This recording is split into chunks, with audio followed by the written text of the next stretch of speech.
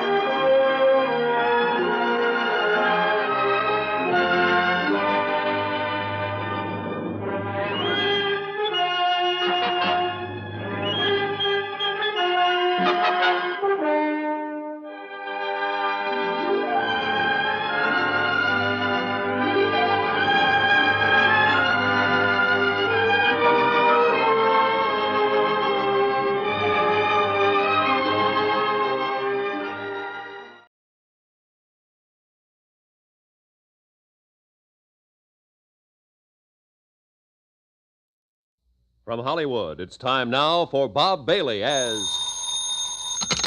Johnny Dollar. Dave Borger, Johnny, Marine and Maritime Casualty. Hiya, Dave. Awful. I'm in mourning, Johnny, for Molly Kay. Oh, sorry, Dave. You have my sympathy. Save it. This is money, not sentiment. We had her insured for a cool $500,000. You mean dames come that high these days? No, but a rusty old tub of a freighter does. What happened? She steamed out of San Francisco Bay, bound for Yokohama. 20 miles off the Golden Gate, she upended and departed this world forever. Real sudden, huh? Too sudden. I don't like sudden things. Why don't you fly out there, Johnny? Take a look at the remains. Sure, as long as you're willing to pay for it. You're hired, but be careful. Don't get yourself killed. While I'm on an expense account?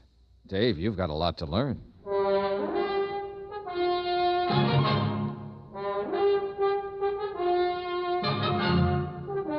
Tonight and every weekday night, Bob Bailey in the transcribed adventures of the man with the action-packed expense account, America's fabulous freelance insurance investigator. Yours truly, Johnny Dollar.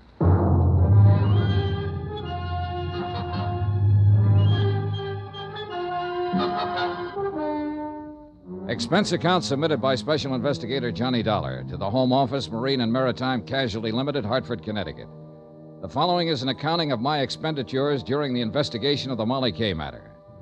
Item 1, $164.50, plane fare and incidentals, Hartford to San Francisco.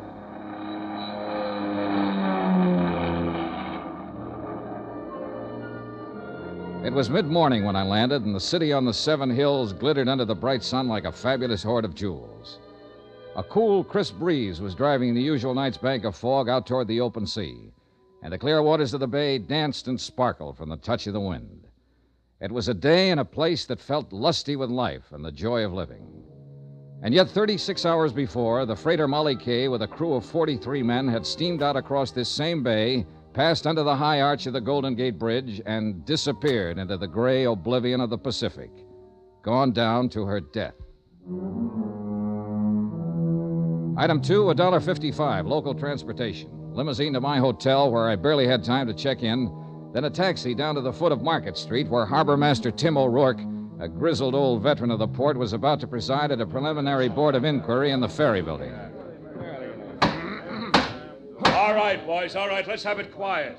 Now, all of us know what we're here for, but just to make it official, I have to announce that this is the preliminary hearing of a board of inquiry investigating the loss by sinking of the vessel Molly K.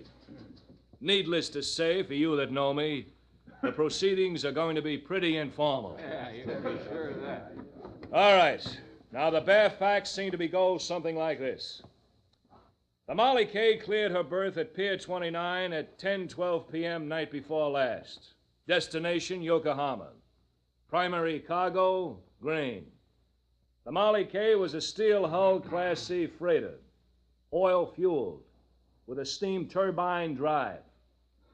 She was under the command of her owner, Captain Edgar Brawley of San Francisco. Now, is Captain Brawley present? I am. But if you're expecting me to testify... Well, later, Captain, later. All right. At 10:38, the Molly K dropped her pilot and proceeded on out to sea.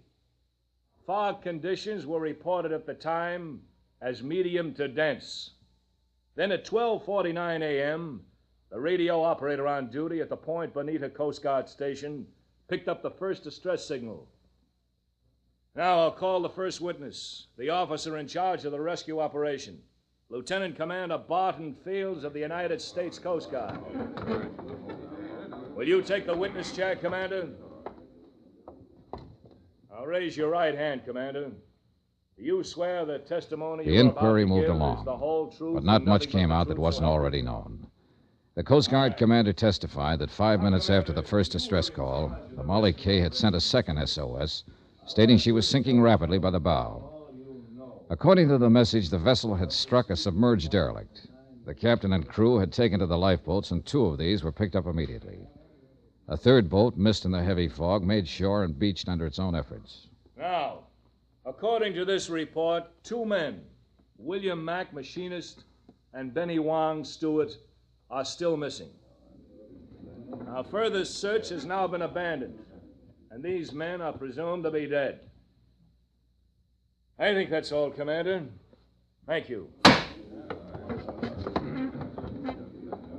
Now, will radio operator G.A. Beck take the witness chair?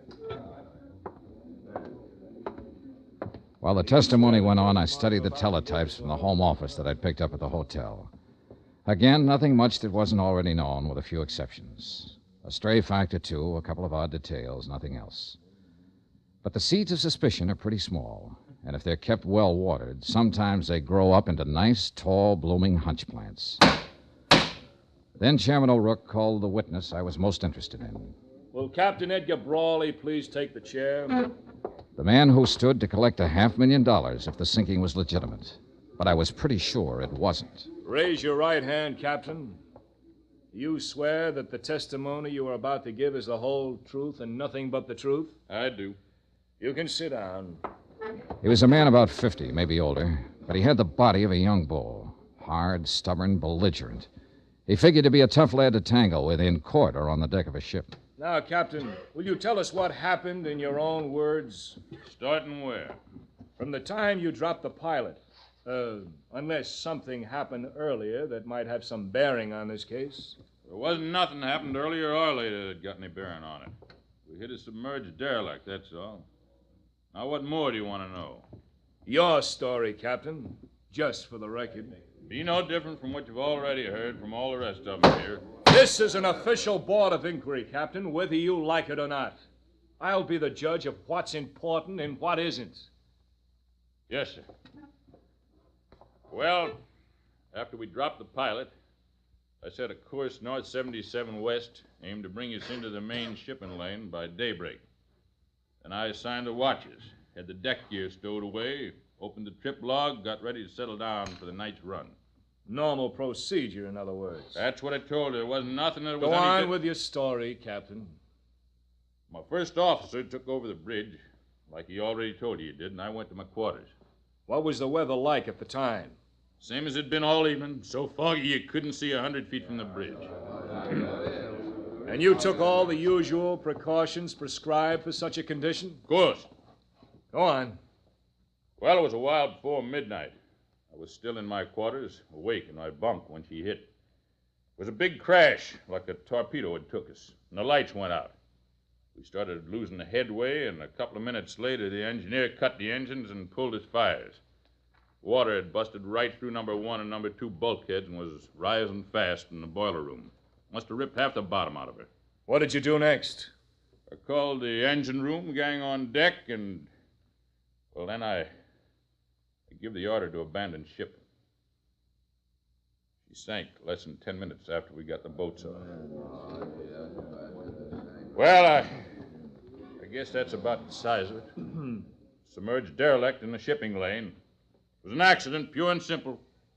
All right, Captain. I guess there's nothing Mr. more Chairman. we can... Mr. Dollar? I wonder if I could have your permission to ask the captain a few questions.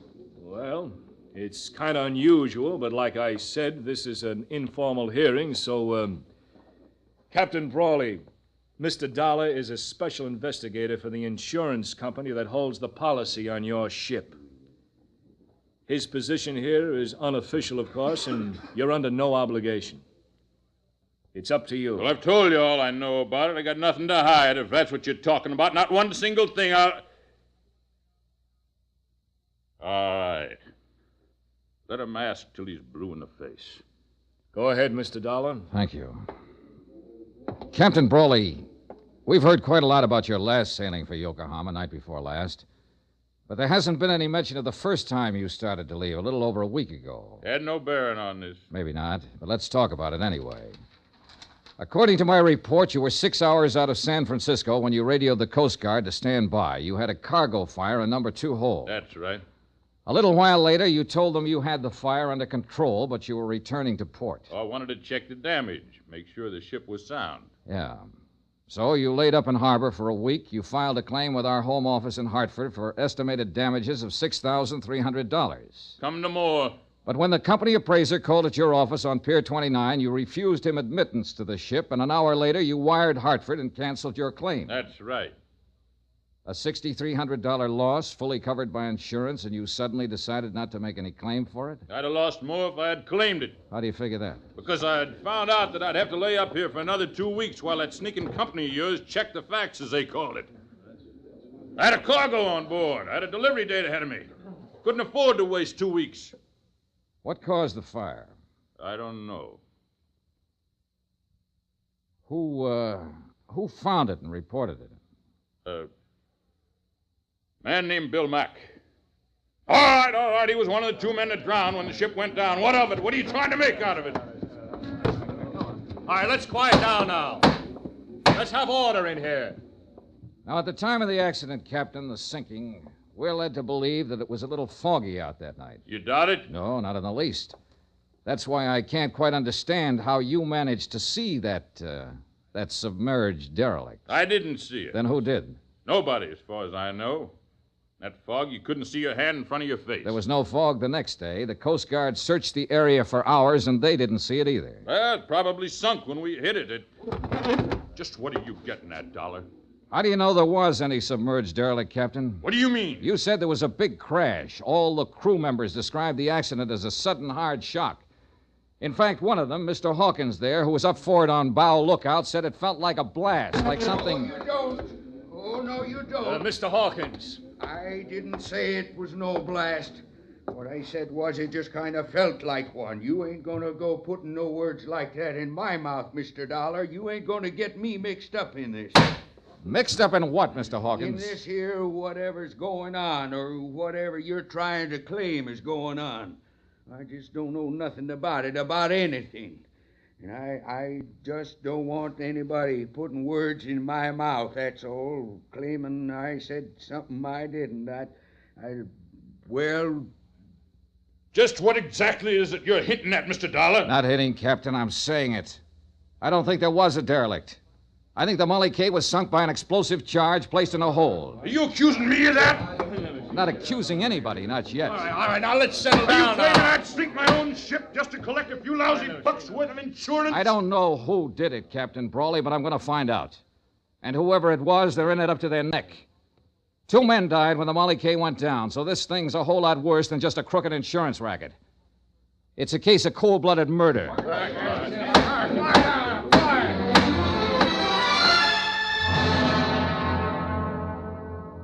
Outside, after the hearing adjourned, I turned west and walked along the Embarcadero. I looked at the crowds and the sunshine and the seagulls out over the bay. It was all brisk and bright and cheerful. But I felt cold in the pit of my stomach. They were scared in there, all of them, scared to death. The smell of fear in that hearing room was so thick you could cut it with a knife. And I meant to find out why.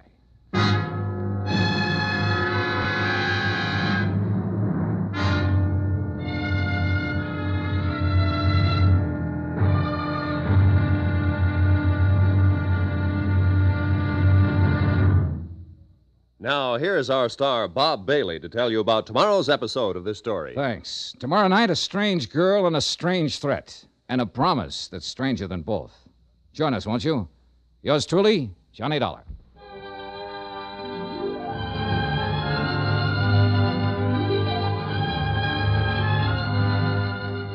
Yours truly, Johnny Dollar, is transcribed in Hollywood. Written by Les Crutchfield, the entire production is under the direction of Jack Johnstone. Be sure to join us tomorrow night, same time and station, for the next exciting episode of Yours truly, Johnny Dollar. Roy Rowan speaking.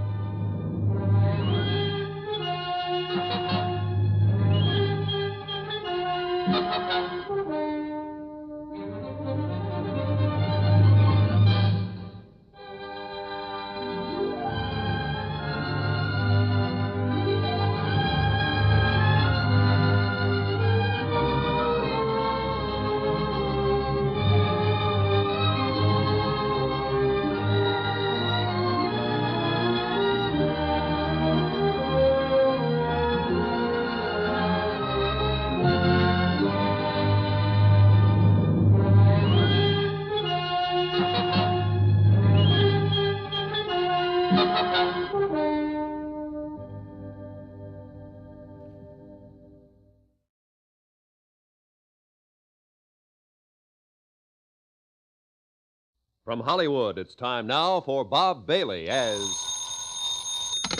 Johnny Dollar. You don't know me, Mr. Dollar, but you're going to. Well, I can hardly wait. You won't have to wait.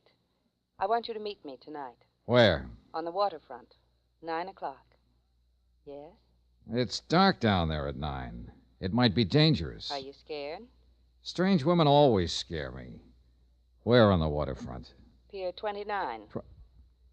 That's where the Molly K was birthed before she sank. Molly K was my mother. Meet me at 9?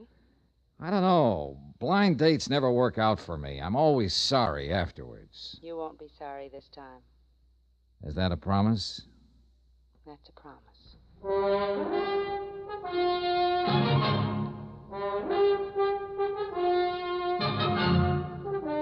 Tonight and every weekday night, Bob Bailey in the transcribed adventures of the man with the action-packed expense account, America's fabulous freelance insurance investigator. Yours truly, Johnny Dollar.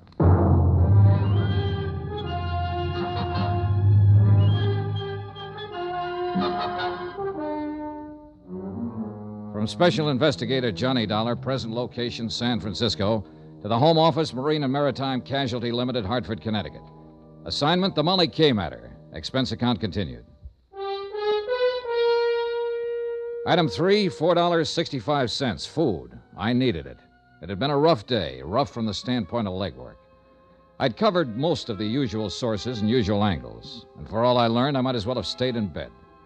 The freighter Molly K had sailed out of San Francisco Harbor and gone down in the Pacific, and nobody wanted to talk about it.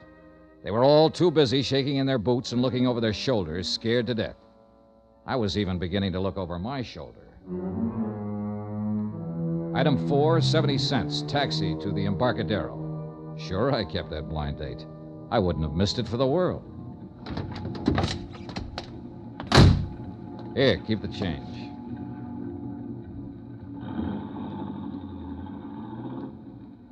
It was dark and lonely along the waterfront. The fog was down, drifting in off the bay, dimming the scattered streetlights with a damp haze and muffling the sounds of the city.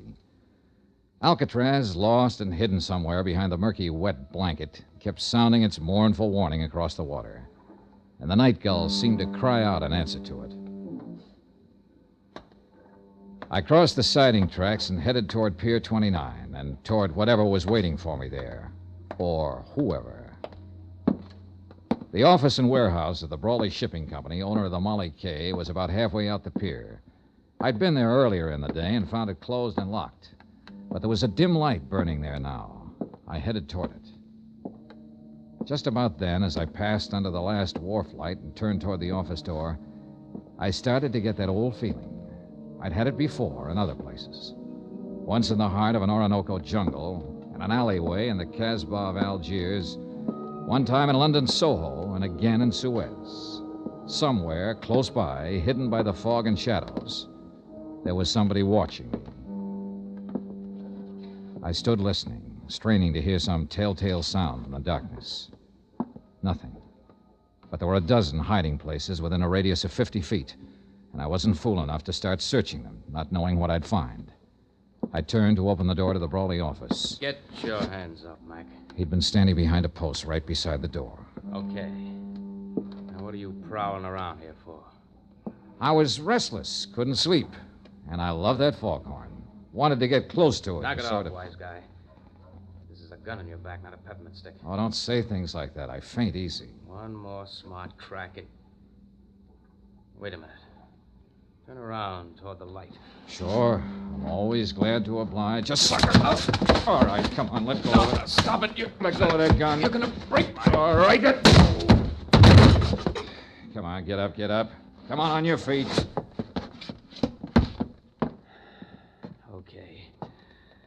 Okay, Dollar. So they're right about you. You are tough. Is that what they say? I've heard it around. Then how come you jumped me? I didn't know it was you, not till you turned toward the light. Just saw somebody was prowling around the office here. Who's there? What's going on? It's all right, Ellen. Dean, what are you doing here? I could ask you the same thing. Why, I just came down to do some work on the books and... Oh. This is that insurance investigator, Johnny Dollar. Yes, I know. What do you mean you know? I asked Mr. Dollar to meet me here tonight. Why? What are you up to? Nothing. I wanted to talk to him, that's all. Down here alone, huh? At this time of night? Dean, suppose we talk about it tomorrow. Okay. That's the way you feel. Not a matter of how... We'll discuss it tomorrow. All right. Oh, the gun, Dollar. Do I get it back? Oh, sure. Here you are. Don't let anybody take it away from you now. Don't worry. They won't. I'll see you tomorrow, Dean. Yeah. Yeah, sure. Come in, Mr. Dollar. I followed her into a suite of offices that were a lot plusher on the inside than they were on the outs. Mahogany paneling, leather chairs, rugs, sofa, an open fire burning. Small, but cozy, like the girl herself. So we talked. The weather, the fog, the weather yesterday, how we like San Francisco, sparring-type talk. Then finally came the tip-off that we were going to get down to business. Would you like a drink, Mr. Dollar? I poured scotch for both of us, and the clink of ice served as opening bell for the first round. Mr. Dollar sounds so oddly formal. Do you mind if I call you Johnny? Johnny, it is. And you? Ellen Brawley. I guess I am a little slow in introducing myself. But it upset me. Dean being out there, I mean. And acting the way he did. You're Captain Brawley's daughter. Yes. As I told you on the phone, Molly Kay was my mother's name. Father thought the world of her. It broke his heart when she died. Later, he named his ship after her. And now the ship is gone, too. Yes. Ellen, what about this man you call Dean? How does he figure in this? Dean Sutton, he's an exporter. I've known him for some time. He's not usually the way he was tonight. Jealousy always makes a difference. Jealousy. Sure, it's stuck out all over him. He just does business with my father. It was his cargo that sank with the Molly Kay. Grain, bound for Japan. Oh, I see. I've gone out with him quite a lot, but he takes far too much for granted. I'm a free agent, Johnny. I call my own shots.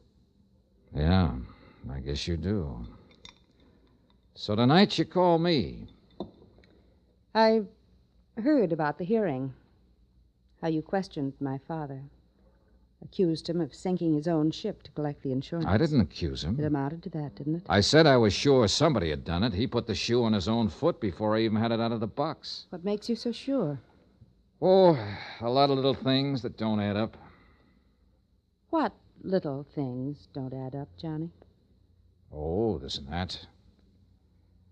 Did you know your father put a heavy mortgage on the Molly Kay 7 months ago? How did you find out? Bureau of Records, Maritime Division. Know when the mortgage comes due? Next month. He had to install new boilers. That's why he did it. And he'd have been able to pay it off after this last voyage. He'd also be able to pay it off after he collected the insurance and have a lot left over. You're wrong. You don't know my father. No, I don't. Do you know who holds that mortgage? A woman named Lu Tang. That's right. Better known as Shanghai Lou. She owns a nightclub up in Chinatown. Quite a girl. You know her? Very well. All right, Ellen, let's quit circling around and get to the point. What's on your mind? I don't know. Nothing, really, I guess. I just wanted to tell you that you're wrong. About my father, I mean. If the Molly Kay was sunk deliberately, he had no part in it. I'll make a note of that, even though your opinion may be a little bit prejudiced. Well... Are you leaving? Might be a good idea, don't you think? Wait. Johnny? Yeah?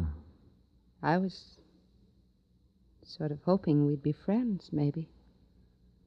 Oh, I feel very friendly toward you. Do you, Johnny? As much as this? That much, Johnny? That's pretty friendly. I told you. I call my own shots. I know. But you didn't tell me you're engaged to Dean Sutton. I found that out from a newspaper It file. was all a mistake. It was his idea. I thought you always called your own shots. Don't go, Johnny. I promised you on the phone that if you came, you wouldn't be sorry. I'm not. Good night, Ellen. Outside on the pier, the fog was thicker than ever. The wharf lights were dim glows in the swirl of mist, and sounds, even close ones, were muffled and hollow. I couldn't figure Ellen Brawley, at least not completely, where she stood in this and the reason for the pitch she'd made.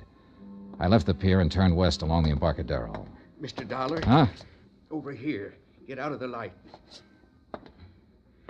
Evening, sir. You're out late, Mr. Hawkins. Well, I was waiting around. I kind of wanted to talk to you. I saw you come in the taxicab earlier. All right, let's talk. I hope you don't hold it against me, jumping up in the hearing room that way, but I was scared. Scared of what, Mr. Hawkins? I don't rightly know. That's the trouble. But there's something strange going on, Mr. Dollar. And it ain't safe for a man to let on he notices. The whole crew feels the same way. That's why they ain't talking about it. About what? Things that's happened, things that ain't been brought out yet. And I wouldn't be talking neither if Bill Mack hadn't been a mighty good friend of mine. Bill Mack. He was one of the two men who went down with the ship. That he did. May he rest in peace. But you're wrong, Mr. Dollar. There wasn't two men. Bill was only one. What? That Chinese steward, Benny Wong, he didn't drown. He was in that lifeboat that got to shore. Then the men in the boat knew it. Why didn't they say so? Well, they were scared to. He disappeared later, and they was all scared to say anything. I don't know what's happened to him since... Here, back of this wall. Keep your head down. I crouched behind the concrete tide wall, my gun drawn, and peered into the darkness, trying to catch some sign of movement behind the blanket of fog, listening for some faint sound that might be the giveaway. Nothing. And to go hunting in those shadows against somebody who knew the waterfront would be about as healthy as stepping out in front of a truck. I gotta get out of here, Mr. Dollar. I gotta get away from here. Hawkins, wait! I ain't doing any more talking. And it won't do you no good to ask. They know every move a man makes. I got nothing more to say. All I want is to stay alive. So that was that. Fear again. He was scared to death. And I couldn't very well blame him. That shot had come close. But there was one thing Hawkins hadn't thought of. I had. And I didn't like the thought. That bullet might not have been meant for him. It could have been aimed at me.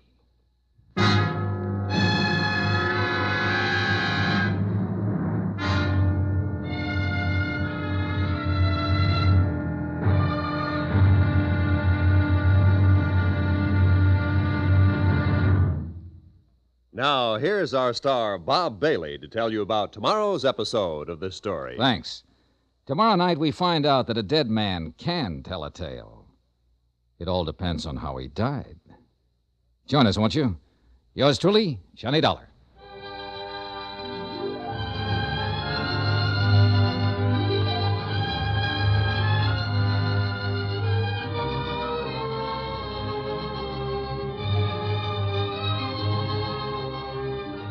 Yours truly, Johnny Dollar, is transcribed in Hollywood. Written by Les Crutchfield, the entire production is under the direction of Jack Johnstone. Be sure to join us tomorrow night, same time and station, for the next exciting episode of Yours truly, Johnny Dollar. Roy Rowan speaking.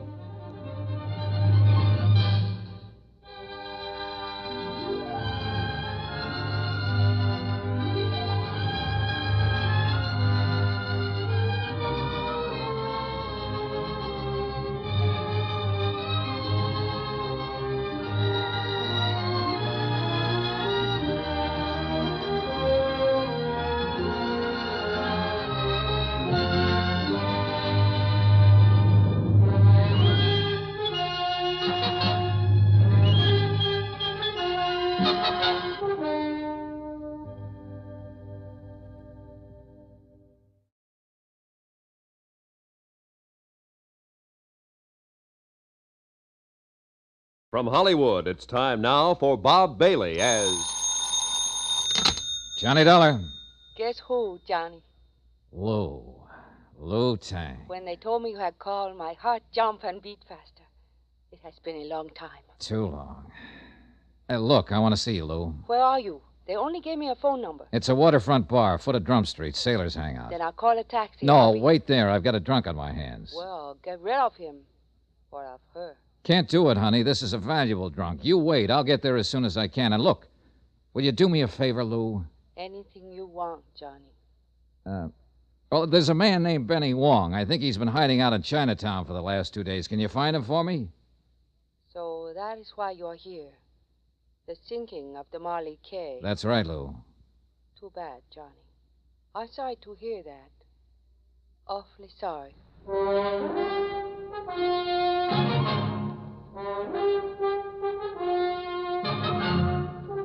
Tonight and every weekday night, Bob Bailey in the transcribed adventures of the man with the action-packed expense account, America's fabulous freelance insurance investigator. Yours truly, Johnny Dollar.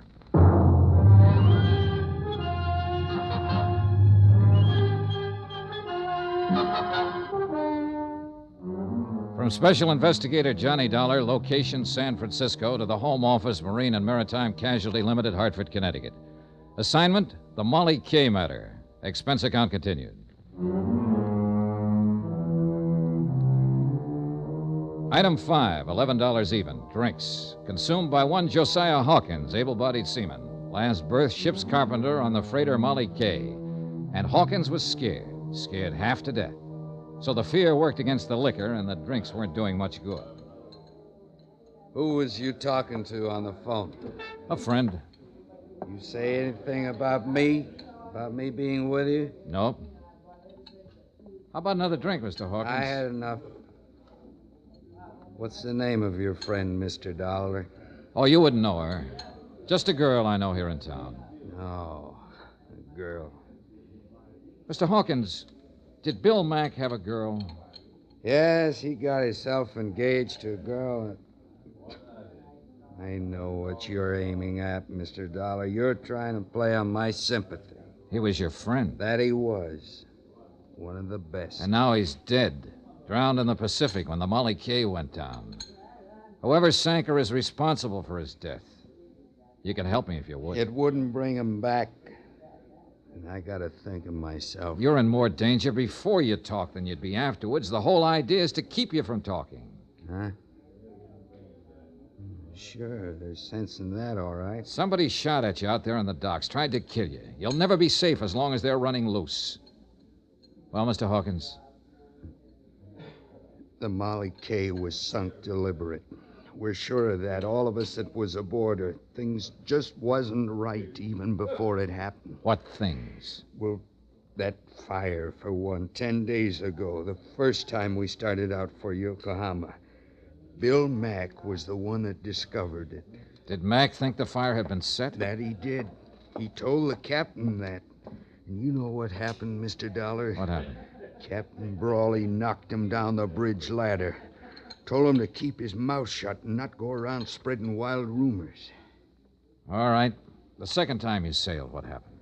Well, as soon as we cleared the gate and headed out to sea, Bill and me was on watch. He had me cover for him while he sneaked down in the hold to see what he could find out. He still hadn't come back when it happened. I think you was right, Mr. Dollar, what you said at the hearing. What do you mean? We didn't hit no derelict. An explosion, that's what it was. In the bottom of the forward hold somewheres. I was on the bow deck right above it when it happened. What about that Chinese steward? The one who got ashore and then disappeared. Did you notice anything special about him? Benny Wong? Yeah. No. We was only a couple of hours out of port. I don't even remember seeing him. One thing, though, that seemed kind of funny at the time. What was that?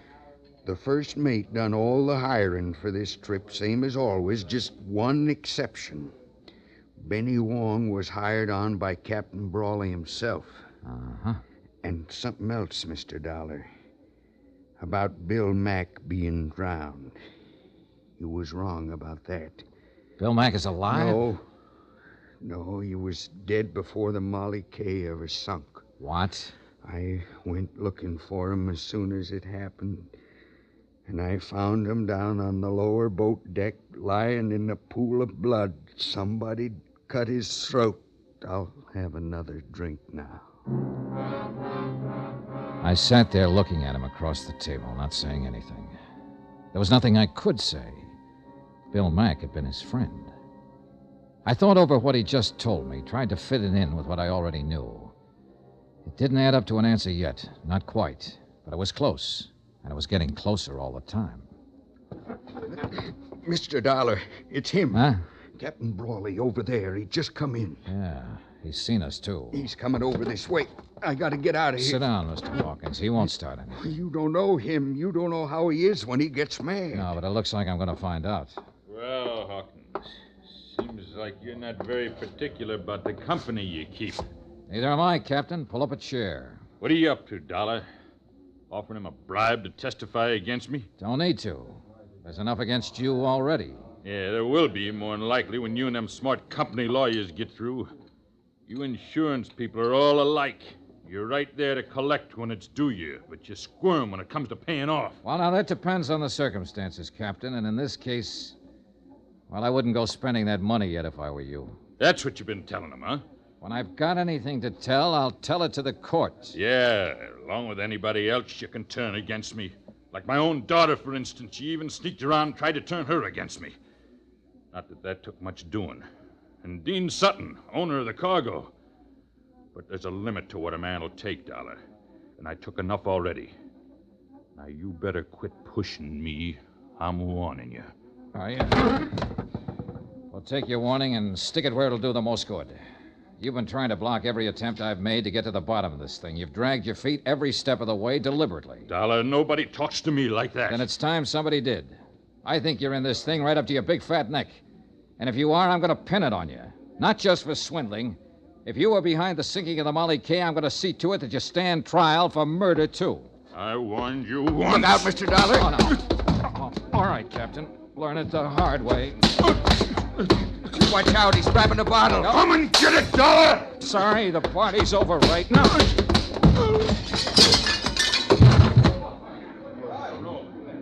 You better get out of here, Hawkins. He's not going to feel very friendly when he comes to. You're the only man I ever seen stand up to him, Mr. Dollar. There was one other one. Bill Mack.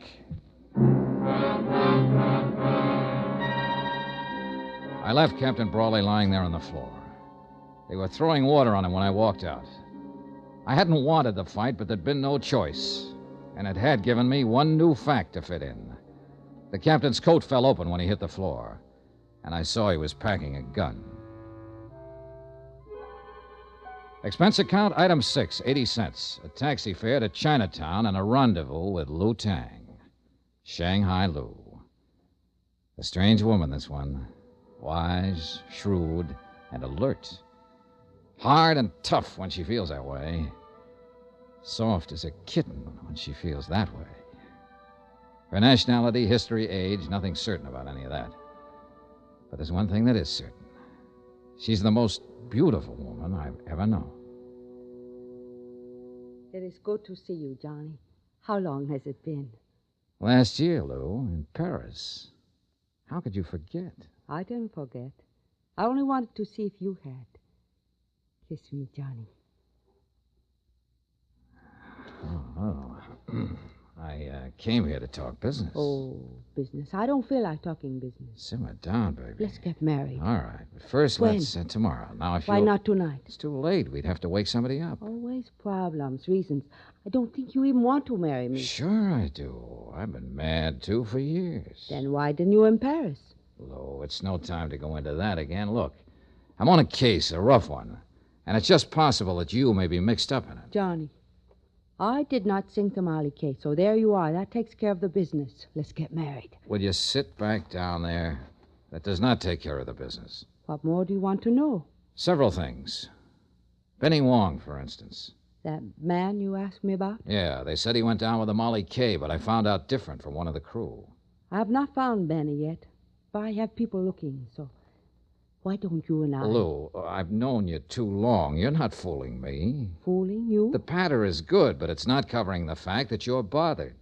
You've always bothered me, Johnny. That's not it. How do you figure in this thing, Lou? I don't really know what you mean by this thing, Johnny. You had a pretty heavy stake in the Molly K.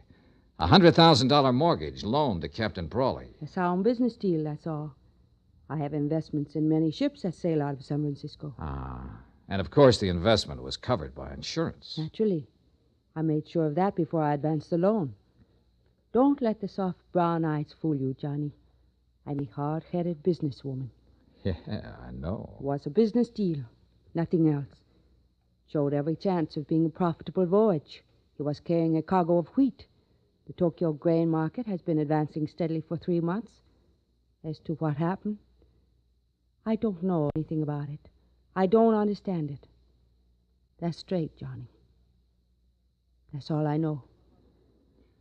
What about this fella, Dean Sutton? Do you know him, Lou? I've met him. I understand he's engaged to Captain Brawley's daughter. But beyond that... Pardon me a moment. I'll see who it is. The visitor was a young Chinese lad. She stepped outside to talk to him, and I lit a cigarette and waited for her. I thought over what she'd said, tried to see behind it, and to decide whether to believe it or not. Lou Tang was not a person you could push. I stood up when she came back into the room. You're not leaving, Johnny. Yeah, I think I'd better. But you'll see me tomorrow? You know I will. What if I were mixed up in this? would you send me to jail? You know the answer. Yes. And you're the only man I know who would. I'd be gentle about it, though. I think you really would. You're sweet, Johnny. Awfully sweet. I'm a doll. I've made up my mind to take no part in this, to stay completely out of it. But I'm going to tell you something. What do you mean? That man who just came to the door, I've had him out looking for Benny Wong. Has he found him? Not yet. But he's found out something about him. Johnny, if the Molly K was sunk on purpose, how do you think it was done? By an explosion in the bottom of the fort hold. Benny Wong was a demolition sergeant during World War II. He's rather well known as an expert on explosives.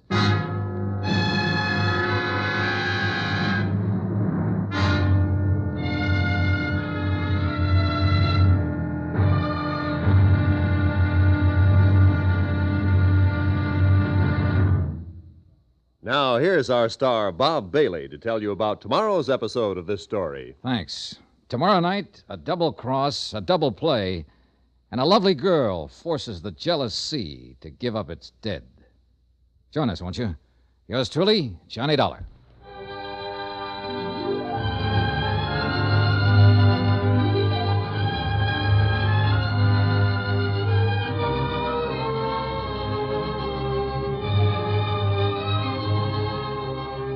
Yours truly, Johnny Dollar, is transcribed in Hollywood.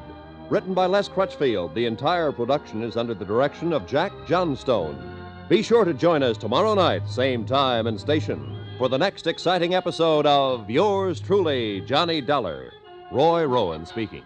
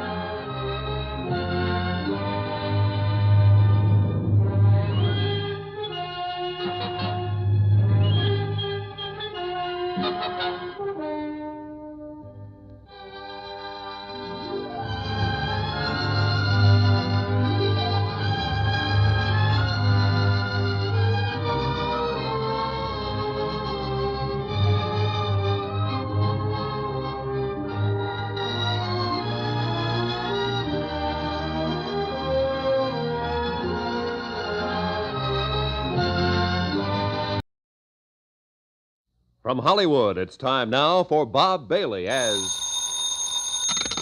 Johnny Dollar. Hi, Johnny. Dan McKay, Harbor Police. Dan, I was planning to drop by and see you about the sinking of the Molly K, but I've been pretty busy since I got here. Yeah, so I've heard.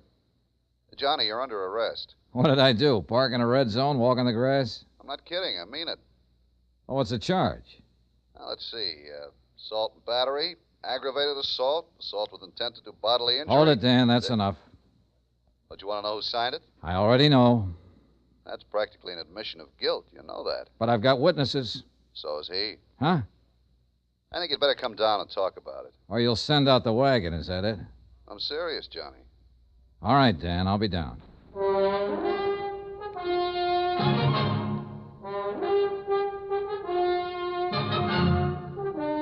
Tonight and every weekday night, Bob Bailey in the transcribed adventures of the man with the action-packed expense account, America's fabulous freelance insurance investigator. Yours truly, Johnny Dollar.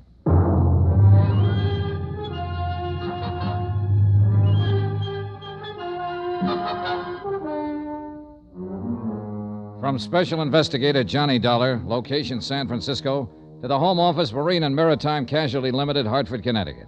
Assignment, the Molly K matter. Expense account continued.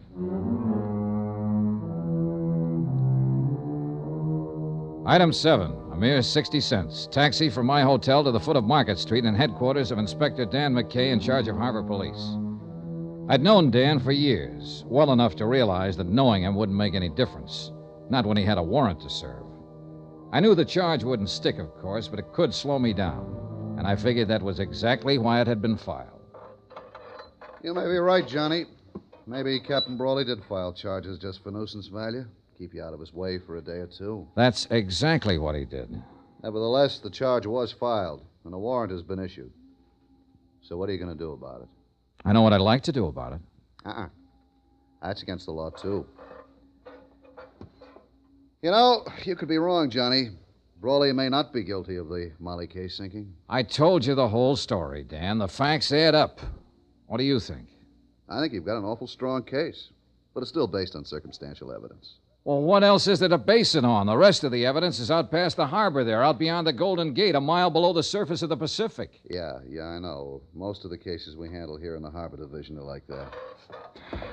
Well, then you can see the problem I'm up against. Yeah, I can see it all right. That's a big harbor out there, Johnny. Biggest natural harbor in the world. A lot of square miles of water. A lot of miles of shoreline. And a lot of ways of covering up a crime. As far as disposing of physical evidence, it's true. Body can be thrown into the bay, a weapon, so on. Sometimes we recover it, sometimes we don't. It's tough, Johnny. Yeah, I imagine. Real tough. Hey, that's the SS Maritonia, arriving from Ceylon, Java, the Philippines. She'll dock at Pier 14. The cargo is probably spices, mahogany, raw ore. Nice-looking ship. Beautiful. They drive me crazy, Johnny, watching them here from the window. I should have gone to sea. Oh, well. Anyway, since we don't have physical evidence in a lot of cases, we've learned to rely on other things. Such as? The human elements, Johnny. You've turned up a lot of facts, true. You've made a good deal more progress on this case than I have. Than you have? What do you mean? Tim O'Rourke sent me the report of the inquiry board. I've been working on the case ever since. Now, you got a pretty convincing bunch of facts. But I know Captain Brawley. By reputation, at least. Look, Dan, I know what you're getting at. People who know Brawley think he's honest. O'Rourke said the same thing. Right.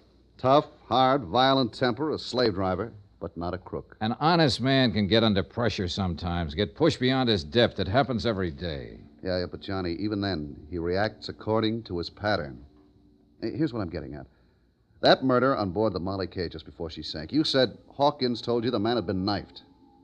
Now, I can see Brawley slugging somebody with fist, club, or bottle, or even shooting a man. But not a knife. Not in his nature. That's what I mean by human elements. And you're right, Dan. I agree with you. I don't think it was Brawley who killed him. Here's the way I see it. Brawley was pressed for cash. The mortgage on his ship was due in 30 days. He was carrying that grain for Dean Sutton on a contingency basis. He might not make any money, or at least not enough. He was probably doing it as a favor to his daughter. She and Dean Sutton are engaged. Yeah, I know, So John. the first time out, he tried setting that fire on board. It didn't work. One of the crew, Bill Mack, discovered it before it got started. The Molly K returned to port, and Brawley filed an insurance claim. Then he got scared off an investigation and withdrew it. That's all guesswork, Johnny. So far, his second attempt, he contacted an expert on explosives, Benny Wong. And Benny pulled off the job for him, blew the bottom out of the ship and sank it. And what about the knifing? Well, Bill Mack was suspicious. He was prowling around the hold and caught Benny in the act of setting the explosive. Benny killed him, figuring the sinking would cover for him. But by accident, Hawkins stumbled onto the body before the ship went down. Well, that adds up, Johnny. It's hard to argue with you. I just can't see a captain sinking his own ship. It's been done before. Yeah, I know. Not everybody feels about them the way you do, Dan. And $500,000 is a lot of money. That's true. But 25 years of command means a lot, too. Deep sense of responsibility, integrity. Oh, pardon me. Inspector McKay. Oh, yeah. Just a moment. It's for you, Johnny. It was Lou Tang, Shanghai Lou. She'd called the hotel and found out where to reach me. For once, she didn't try to play games. She spoke briefly and straight to the point. And she told me what I wanted to know the most. When I hung up, I knew I was on the last lap. I had the case right in my hand. Well, what's up, Johnny? What is it? Dan, how would you like to come along and talk to the man who blew up the Molly K?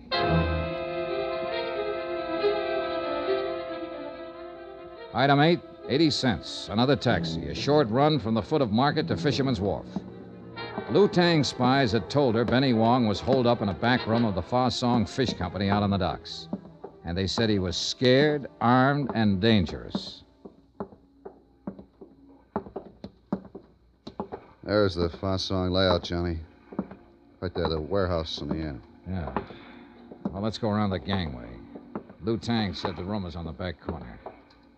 Say, Johnny, why don't you wait here? Let me take him. This kind of thing is part of my job. But he's my pigeon, Dan. I found him first.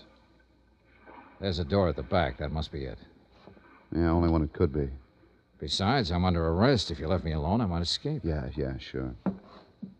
You got a gun, Johnny? Yeah. All right. Let's go. We moved quietly up to the blank wooden door opening onto the gangway over the water. There were no windows in the back wall, so we were certain we weren't being watched from inside. We stopped at the door, and McKay reached for the knob and tried it gently.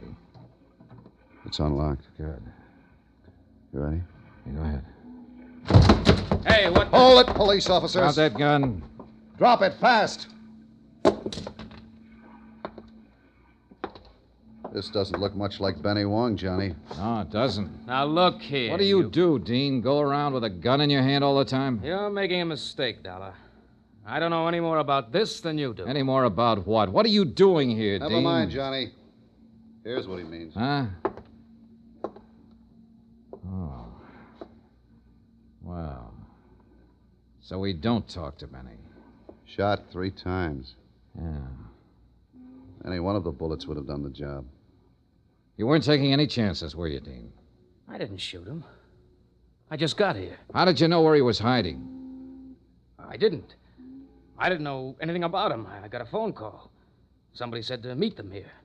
Said they'd give me the lowdown on the sinking of the Molly K. What somebody? Who was it? I don't know. Man or woman? Man, I think. Voice was muffled, so I came here to meet them. And we find you standing over a dead man with a gun in your I hand. found him like that. I figured it was a trap.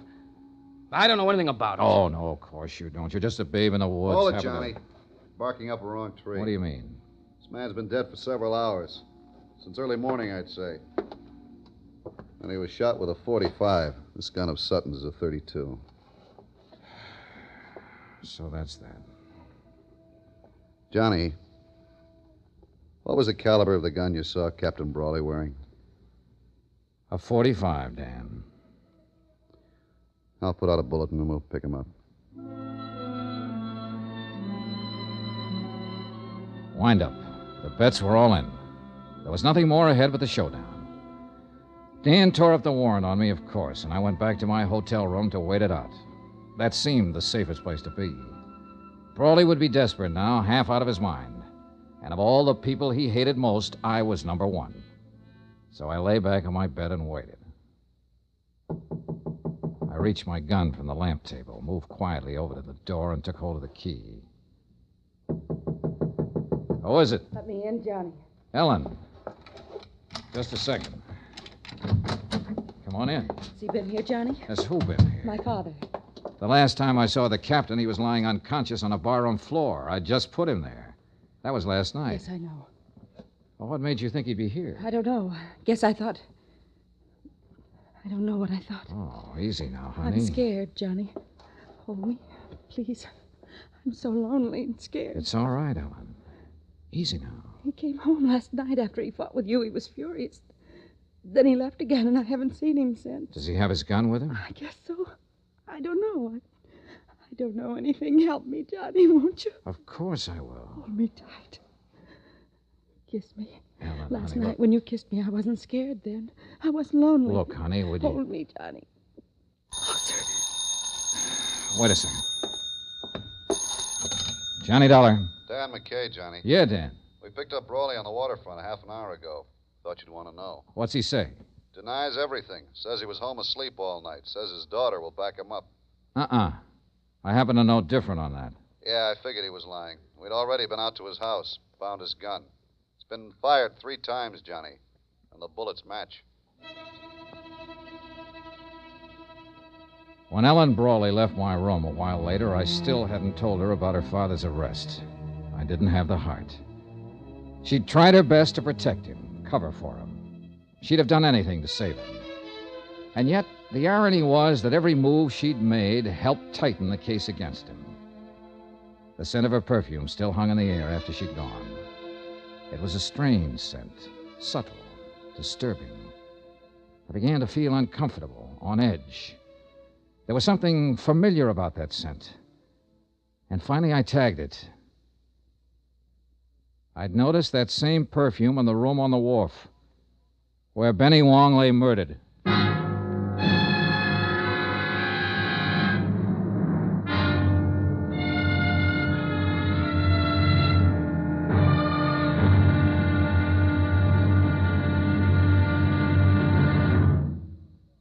Now, here's our star, Bob Bailey, to tell you about tomorrow's episode of this story. Thanks. Tomorrow night, a deadly rendezvous on the fog-shrouded waterfront, and an explosion that rocked the city. The payoff. Join us, won't you? Yours truly, Johnny Dollar.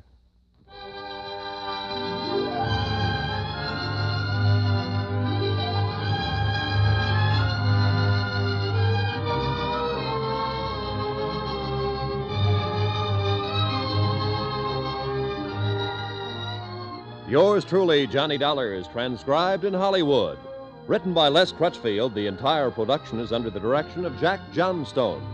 Be sure to join us tomorrow night, same time and station, for the next exciting episode of Yours truly, Johnny Dollar.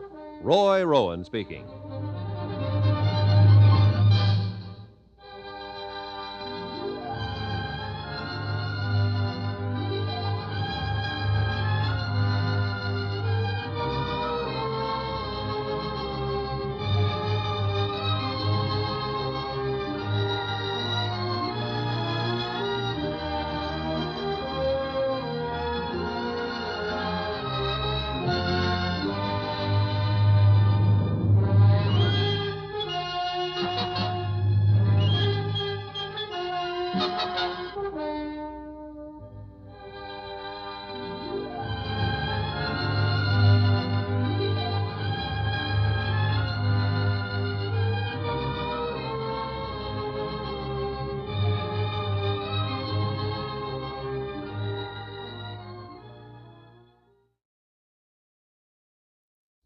From Hollywood, it's time now for Bob Bailey as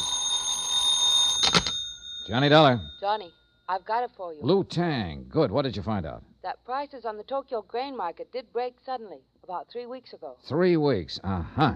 Reason, oversupply. The price has been holding since at about 60% of the peak. A 40% drop, big enough to cause the damage. What damage? The sinking of the Molly K, a double cross, a frame-up, murder. It's as clear as crystal, Lou. Come see me later tonight. Tell me all about it. All right. Or at any rate, come on, tell me about something. About a certain night in Paris, maybe? I think I'd like that very much, Johnny. Wait for me, Lou. I'll be there later. You can count on it.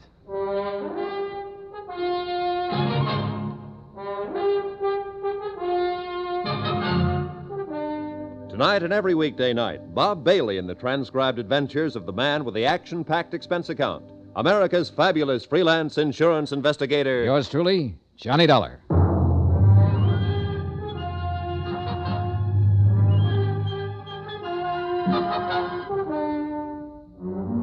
From Special Investigator Johnny Dollar, location San Francisco, to the Home Office, Marine and Maritime Casualty Limited, Hartford, Connecticut.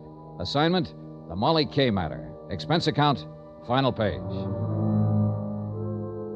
Item 9, 770, long-distance calls to Hartford and New York.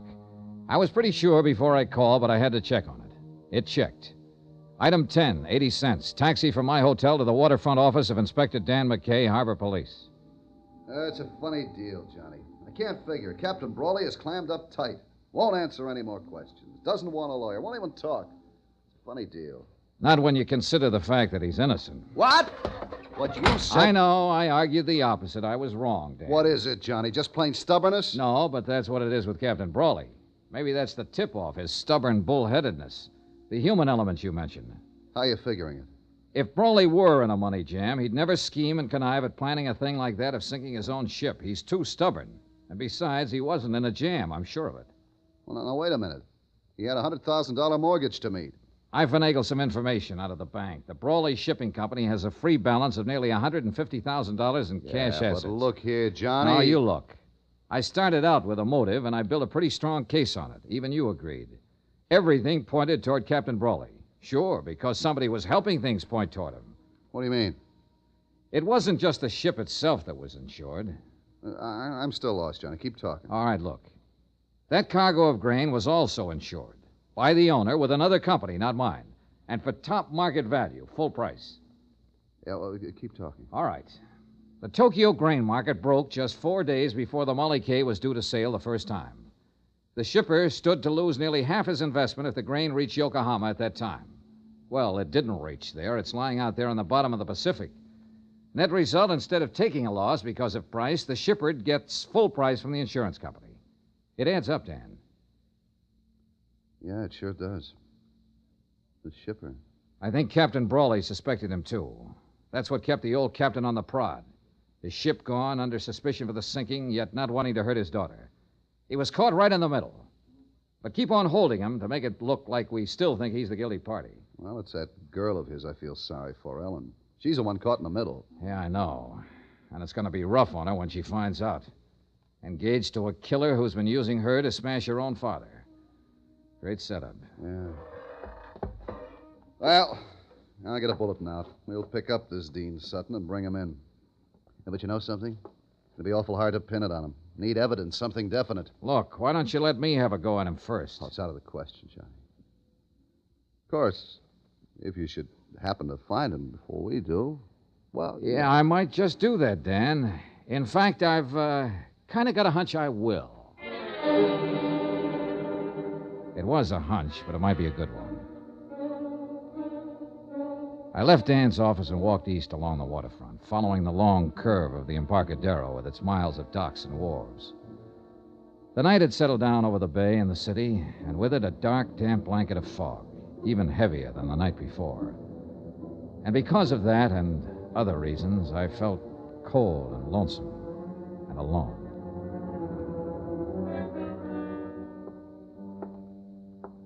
I turned off the Embarcadero and walked out Pier 29. I was about 30 yards from the Brawley warehouse when I was suddenly brought up short. On the water below me, tied to a wharf piling, was a light cabin cruiser rocking gently with a swell. It had no business being there. Pier 29 was a commercial berth. My hunch was right. I moved quietly to the edge of the wharf and stood watching the little cruiser for several minutes. There was no sign of life, no sound. Finally, I climbed over the dock rail, down the wharf ladder, and stepped onto the deck. Still no sound, no movement. I moved over to the companionway door leading down below decks and reached out my hand for the latch. Then I stopped short, caught suddenly by a sharp feeling of danger. It wasn't a sense of being watched. It was deeper, more subtle, more vague. I tried to shake it off, reach again for the latch. Then the boat shifted slightly, and the dim glow from the wharf light overhead moved across the hatchway door. Inches in front of my face, I saw the glint of bare copper wires, all set to make contact if the door was open. One more move, and I'd have been blown sky high. That boat was booby-trapped. There was a light burning in the office of the Brawley Shipping Company. I knocked on the door, drew my gun, then I stepped back and waited. I leveled the gun on the door. Johnny. Are you alone, Ellen? Yes, of course. Well, come on, let's get inside. What is it, Johnny? Have you seen Dean Sutton tonight? I tried to find him, but I couldn't. My father's been arrested, charged with murder. Yeah, I know, honey. I came here to go over the company records to see if I could find something that might help him, anything. Ellen, Johnny, look. Look at this mess. Somebody's been here. Files dumped in the middle of the floor, papers all over the place. Yeah, looks like they're planning to start a bonfire. Say, tell me something, Ellen. Does Dean Sutton own a boat? Yes. Light cabin cruiser named the Piper. Why? It's tied up at the wharf. He's around here somewhere. Well, what of it? What do you mean? Your father didn't sink the Molly K. Dean Sutton did it. He wasn't even on board. He didn't have to be. He hired an explosive expert named Benny Wong to do the job. He got your father to take Benny on as steward. That's the man they're accusing Father of murdering. Dean is the one who did it, using your father's gun. But why? To collect the insurance on that cargo of grain. Oh, look, I know it's a rough deal, honey, and I know how you feel. But I guess your best bet is to chalk it up to experience. At least your father's in the clear now. I think I sensed it, Johnny. That something was wrong with Dean. Badly wrong. I guess that's why I felt like turning to you instead of him. Why I still feel that way. I think I'm going to cry. Then cry. Cry it out and get it over with. Come here, Ellen. I held her close and tried to comfort her. She pressed her face against my chest and whimpered like a hurt kid. I kept stroking her hair, breathing in the scent of her perfume. Perfume. The same perfume that had hung in the air of the room where Benny Wong was killed. The pieces shifted, fell into place again. The puzzle was finally solved, but too late. Because I could feel the muzzle of the gun she was pressing against my side. Easy now, Johnny. Turn around slow and get your hands up. That's the idea. Now stay that way. I'm a dead shot, Johnny. You doubt it, ask Benny Wong. Right under my nose. Right from the start. How wrong can a guy be? As wrong as you were, Johnny. It had to be you. There was no chance for Dean to steal your father's gun and then return it. Not unless you were in on it with him. It was my idea. Dean's too weak to plan a thing like that. He has to be propped up and pushed. And you're just the girl to do it. You ought to know. Yeah, I do now. It's too bad. I like the way you kiss. Any chance of working something out, Johnny? Or are you too honest? So that's it. The next step is to get rid of Dean. And you've already got the trap set. Not yet, but I'll think of something. I'm clever, Johnny. Don't you think so? I heard footsteps coming along the wharf. Dean Sutton. I had only seconds to think of something, so I took a chance, edged back against the wall, inched over closer to the door. That's far enough. Don't push your luck.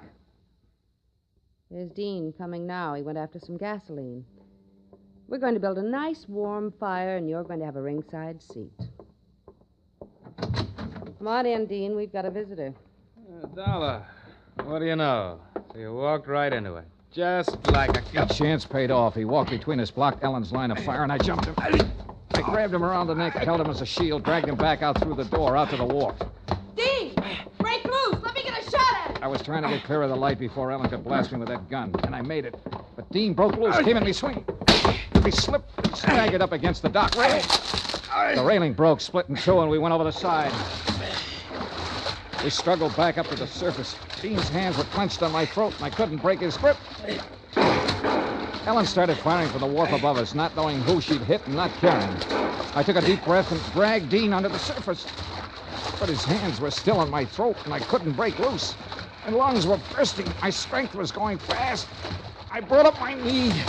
He fell away from me. I was free to fight my way back up to the surface. I swam around in circles, getting my breath, watching for Dean, but he didn't come up. He didn't come up for 2 days.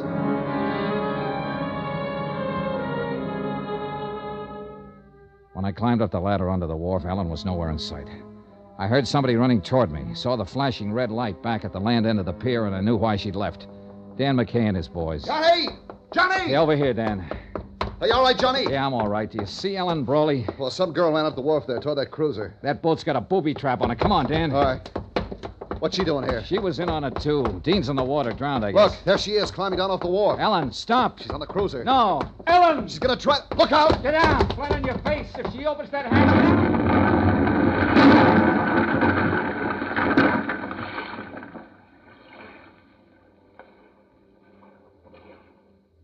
Blown to bits. Booby trap. They had it rigged for me, and she... No. She didn't know about it. That wasn't meant for me. They were both pulling a double cross. Dean set that trap for her.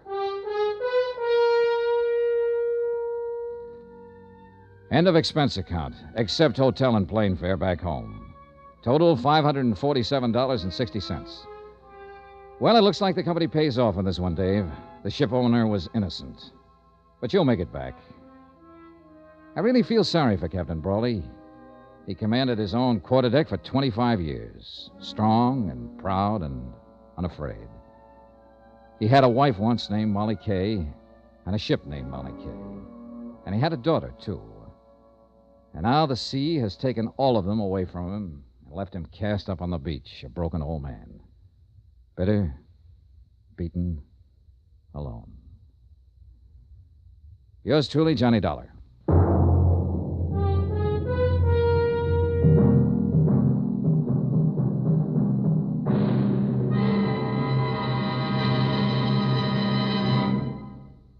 Now, here's our star, Bob Bailey, to tell you about next week's story. Thanks. Next week, the case of a man who didn't exist, except for one thing. He suddenly showed up. Join us, won't you? Yours truly, Johnny Dollar.